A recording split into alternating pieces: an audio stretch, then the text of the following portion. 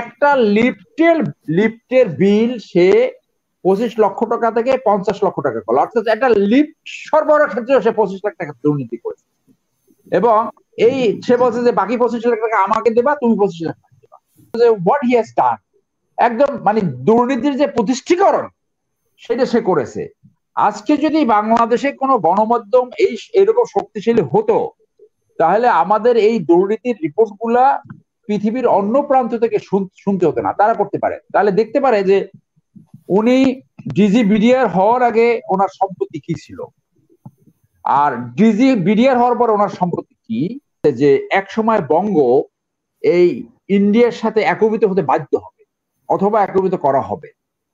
দেখেন, যেটা যারা ইতিহাস জানে এটা লেখাও আছে কোনো বইতে হয়।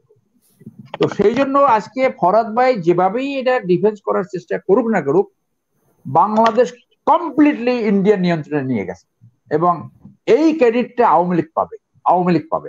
এমন ওনার কোর্সমেট, অনেক কোর্সমেট আছে আমার অত্যন্ত ঘনিষ্ঠ, ওনার কোর্সমেট উনি যখন ডিজি বিডিআর তখন একটা লিফটের কন্ট্যাক্ট পায়, সেই লিফটে সেই অফিসার 25 লক্ষ টাকা বিল করে। উনি ওনাকে ডেকে, ওনার কোর্সমেট ডেকে ওনাকে বলল যে এইটাকে 50 লক্ষ টাকা বিল করো। 50 লক্ষ টাকা, এই যে একটা লিফটের বিল সে 25 লক্ষ টাকা থেকে 50 লক্ষ টাকা করলো, অর্থাৎ একটা লিফট সরবরাহের ক্ষেত্রে সে 25 লাখ টাকা দুর্নীতি করেছে। এবং সে বলছে যে বাকি 25 লাখ টাকা আমাকে দেবা, তুমি 25 লাখ টাকা দেবা। আপনি যদি চান, কেউ যদি চায়, সেই অফিসের আমি নাম বললাম না, but definitely privately he will disclose. এবং এইরকম যদি খোঁজেন, উনি যখন সেনাবাহিনী প্রধান হয়েছে ওনার রেট ছিল, ওনার প্রত্যেকটা কাজের কে কত পার্সেন্ট পাবে। মনে করেন এই যে সেনাগঞ্জটা কিন্তু ভেরি ওয়ার্কেবল ছিল, হঠাৎ করে সেটাকে একটা প্রজেক্ট নিল না, এবং সেনাপ্রধানের বাড়িটাকে হঠাৎ করে একজন প্রাক্তন সেনাপ্রধান, ওনার এই সেনাপ্রধানের বাড়ি রেনোভেশন করার পরে, নতুন করে রিবিল্ড করার পরে সমস্ত সেনাবাহিনী প্রধানকে দাওয়াত দিছিল। ওয়ান অফ দা এক্সিট শেয়ারউডিজমে যে এটা একটা কি বালাখানা বানাইছে, একটা বালাখানা। সো এই লোকটা কিভাবে বলে যে মানে সে দুর্নীতি করেন? আমি তো বলি সরকার যদি ওই রকম শক্তিশালী হতো, আমি বললাম যে একটা লিফট থেকে সে 25 লক্ষ টাকা দুর্নীতি করছে, ছোট একটা লিফট থেকে। তো ওইখানে উনি যখন ডিজি বিডিআর ছিল, ওখানে আমার একজন ইউনিট অফিসার ছিল, যোগাযোগ নাই, আমি রিটায়ারমেন্ট পরে আর যোগাযোগ নাই। পরে আল জাজিরার রিপোর্টে দেখলাম ওই অফিসারের নাম আসছে, ওই যে জেনারেল হাসনাত, তাকে দিয়ে জোর করে এই 2 নম্বরই পাসপোর্ট করাইছে, নাম পিতার নাম চেঞ্জ করে। তো এই গল্পটা কোনো শেষ নাই, এটা তো বিভিন্ন জায়গায় আলোচনা করেছি। এখন উনি যে জায়গাটা নিয়ে গেছে, যে সেনাবাহিনীতে এর আগে বোধহয় এইরকম, মনে করেন জেনারেল মুবিন, এই রেজিমের সময় জেনারেল মুবিন সেনাপ্রধান ছিল, ইকবাল করিম ভুইয়া সেনাপ্রধান ছিল। তারা এই প্রতিষ্ঠানটাকে এই যে দুর্নীতির যে প্রতিষ্ঠানীকরণ, সেইটাকে ওই আগের চিফ কেউ তাদেরকে বলা যায় না, বলা হয় না। তো ওনার সময় এটা হয়েছে যে দুর্নীতিকে একেবারে প্রতিষ্ঠানকরণ করে ফেলেছে। আমি একটা উদাহরণ দিলাম, আরো অনেক উদাহরণ আছে। এবং উনি ওনার এই দুর্নীতির ভাগটা যতটুকু পেরেছে শেয়ার করেছে তার বিভিন্ন বন্ধু, তার কিভাবে এই কন্ট্রাক্টটা নাও, এইটা নাও, যেটা ওই রিপোর্টের ভিতরে আসছে। এবং দুর্নীতির এইরকম জায়গা যে উনি প্রত্যেক সেনাবাহিনী প্রধান মনে করেন হাউজিং প্লট পেয়েছে, তাদের জন্য আবার নতুন করে করলেন যে তাদেরকে জলসিঁড়িতে একটা করে প্লট দেওয়া হবে। এবং অনেকে নিয়েছে, অনেকে নেয় নাই, অনেকে এটা। এবং সে একটা পলিসি নিল, এই ব্র্যাকেটিং এই থেকে এই পর্যন্ত, যে তারা অন্য ডিওএসএস এ প্লট পেলেও জলসিঁড়িতে তারা আবার জয়েন্ট প্লট পাবে, যাতে তার কোর্সমেটরা এই বেনিফিট গুলো পায়। তো এরকম ভুরি উদাহরণ দেবে যে হোয়াট হি হ্যাজ ডান, একদম মানে দুর্নীতির যে প্রতিষ্ঠিকরণ সেটা সে করেছে।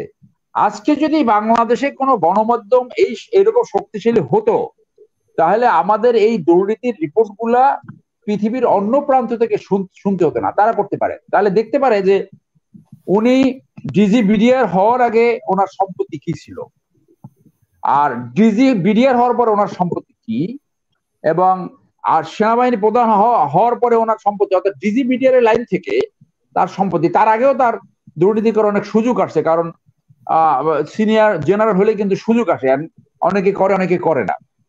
সো ওনাকে কেন সরকার ব্যবস্থা নেবে না? এই কারণে ব্যবস্থা নেবে না যে আল জাজিরা থেকে যে যে রিপোর্টটা আমরা দেখলাম, সেই রিপোর্টে এবং তার আগে আপনি দেখছেন যে একটা ফোনালাপ ফাঁস হয়েছিল।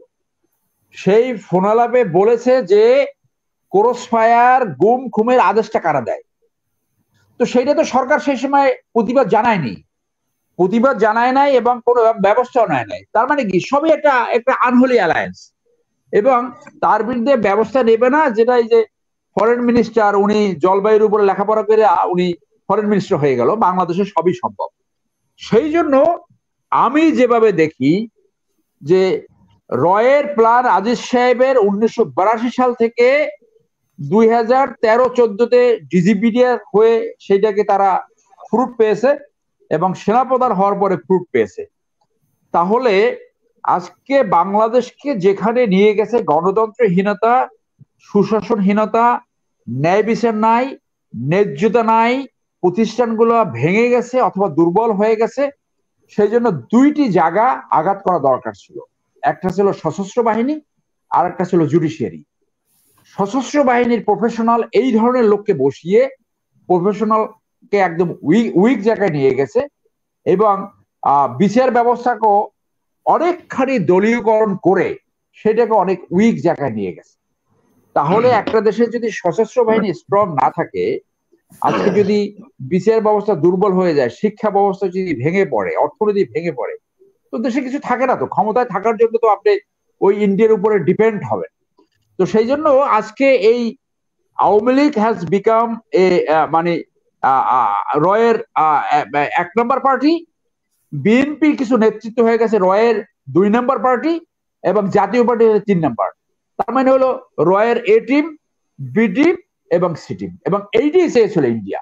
সেই জন্য আমি এটাকে দেখি যে Aziz is nothing but A product of র, এবং র এখানে সাকসেসফুল হয়েছে। আমাদের দুর্ভাগ্য, আমাদের নেতৃবৃন্দ যারা ক্ষমতায় আছে বা ছিল বা ভবিষ্যতে যাবে, তারা এগুলো বুঝে কিন্তু কোনো ব্যবস্থা নিতে পারছে না, যার জন্য পরিস্থিতি হয়েছে। ওই লাস্ট ঘটনাটা বলে শেষ করি যে 1948 সালে নেহরুকে একজন সাংবাদিক জিজ্ঞেস করেছিল যে আপনি এই যে বাংলাদেশে তারা বঙ্গ ডাকতো তখন, এই নেহরু এই পূর্ব পাকিস্তানকে বঙ্গ ডাকতো, যে বঙ্গ থেকে যে হিন্দুরা আসে তাদেরকে একরকম ট্রিটমেন্ট করেন, আর অন্য জায়গা থেকে যারা আসে, আফগানিস্তান পাকিস্তান থেকে আসে, তাদেরকে একরকম ট্রিটমেন্ট করেন, নেপাল থেকে যারা আসে। তো সে এইটাকে এইভাবে ব্যাখ্যা দিল যে লুক, আজকে যেভাবে পাকিস্তান 47 সালে ভাগ হয়েছে, এই 48 সালে সে এইটাকে বলেছে যে এক সময় বঙ্গ এই ইন্ডিয়ার সাথে একীভূত হতে বাধ্য হবে অথবা একীভূত করা হবে।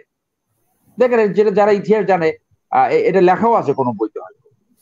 তো সেই জন্য আজকে ফরহাদ ভাই যেভাবেই এটা ডিফেন্স করার চেষ্টা করুক না করুক, বাংলাদেশ কমপ্লিটলি ইন্ডিয়ান নিয়ন্ত্রণে নিয়ে গেছে, এবং এই ক্রেডিটটা আওয়ামী লীগ পাবে এমন ভাই। আজকে এই যে আপনি দেখেন যে অনেকবার বলেছি যে প্রত্যেকটা নিয়োগ, প্রত্যেকটা সবকিছুতে কিভাবে ইন্টারভেন করে।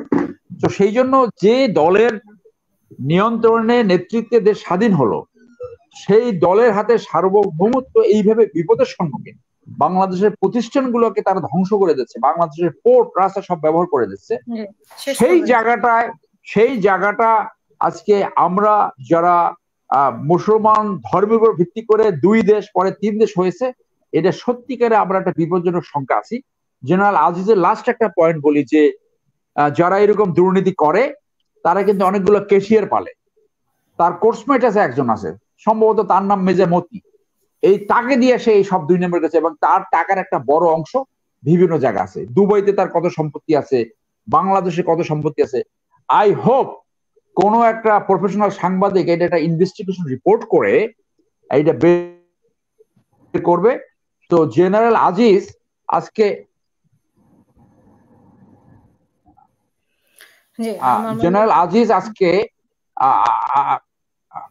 জেনারেল শুনতে পাচ্ছেন? শুনতে পাচ্ছি, ক্যামেরাটা বোধহয় বাট অফ হয়ে গেছে, কি একটা ডিস্টার্ব হলো, ছবি দেখা যাচ্ছে না। তো জেনারেল আজিজ প্রতিষ্ঠানকে শেষ করি, আমি 30 সেকেন্ড শেষ করি, যে জেনারেল আজিজ আজকে এই প্রতিষ্ঠানকে এমন জায়গায় নিয়ে গেছে যে সেনাবাহিনী সাধারণত জনস্বার্থ, দেশের স্বার্থ, সার্বভৌমত্ব সেটা রক্ষা করে, কিন্তু আজকে সে জনগণের স্বার্থের বিপক্ষে দাঁড় করিয়েছে এই প্রতিষ্ঠানকে। এই জন্য সেনাবাহিনী দায়ী না, এই জন্য সেনাবাহিনীর সমস্ত সদস্য দায়ী না, এই জন্য ওই সেনাপ্রধানকেই দায়ী করা যায়।